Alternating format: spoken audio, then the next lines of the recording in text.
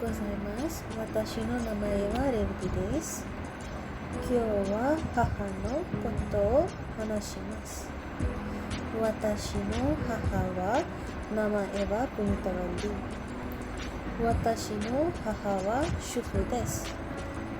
私の母は52歳です。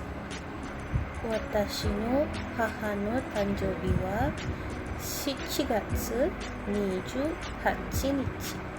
私の母はイナンのマタワから来ました。私の母は菜食主義者です。私の母はチェンドルが好きです。私の母はよ科学のが好きです。私の母は彼女の家族の2番目の子供です。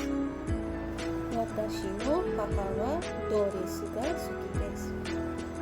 私の母は美しい女性です。私はからは以上です。ありがとうございます。